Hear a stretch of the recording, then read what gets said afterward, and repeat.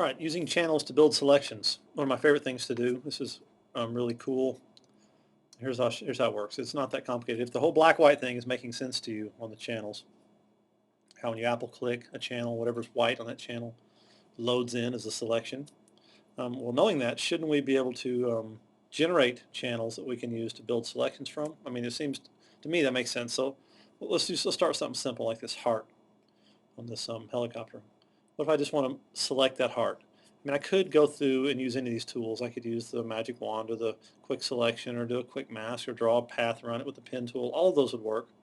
But there is another option. It's called the channels method. It's a little, I guess it's a little more advanced, yet it can be the most accurate way to do it. Absolutely the most accurate way to do it because it actually builds the selection from the channel, from the pixels that already exist. And it's not dependent upon you to click and drag on anything or click on anything really at all. So here's how it works.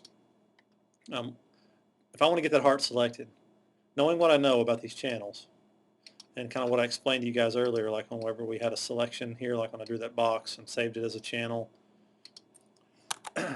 if that box loads in as a blinking selection when I Apple click that channel right there that was white box on black background, shouldn't I be able to get a white heart on a black background and make the same thing happen? I should be able to. If I had a white heart sitting there on a black background, I could just Apple click it, command click it, and it would come in like this. So that's my goal. I've got to build a channel that's all white, all black with a white heart on it.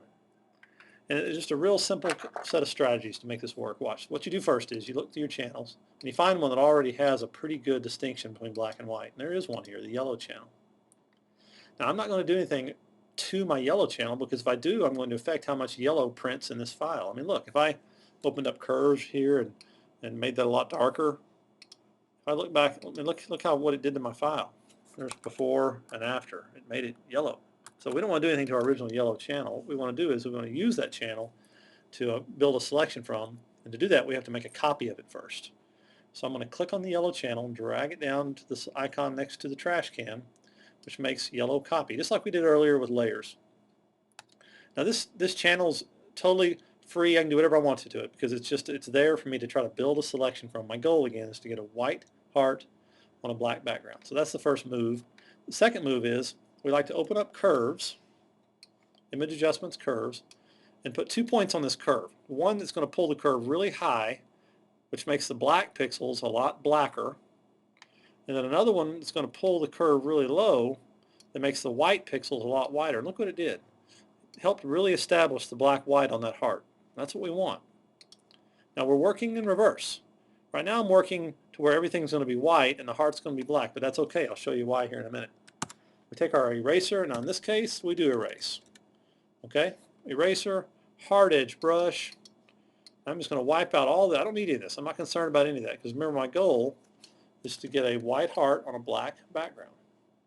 Let's just go ahead and get rid of all the extra information. We don't need it. Now this is dependent on me clicking and dragging, but I'm not really getting too close to the heart. I'm not going to run the risk of messing up. And I'm doing multiple clicks. I'm not holding my mouse down the whole time. That's dangerous. You know, if you never let go of your mouse and then mess up and have to undo it, you'll end up undoing all your work. Follow me? Okay. So zooming in here a little bit. I'm going to get this out of my way. I'm going to go ahead and erase out these small little parts pretty carefully. And I've got some white spots missing. I'm just going to switch the black and white and hit my eraser. One click right there gets rid of that spot. One click right there gets rid of that little spot, I hope. There it goes. Okay. A little bit of material, a few artifacts hanging over on the edge. Go ahead and get those out. If you had to, you could bring up curves again. Look how quickly I was able to get that. Now this is the opposite of what I want. Here's my channels. I've got a white background, black heart. I want a black background, white heart. But if I go to Image, Adjustments, there's something in there called Invert. Command I. Watch this. I have exactly what I said I was looking for. I was looking for a white heart on a black background. Now if that acts just like that rectangle did a minute ago, shouldn't I just be able to hold my command button down and click that yellow copy, and look what I have. I've got my heart selected perfectly. This wasn't dependent upon me drawing a path or anything. I built it from the pixels that already existed.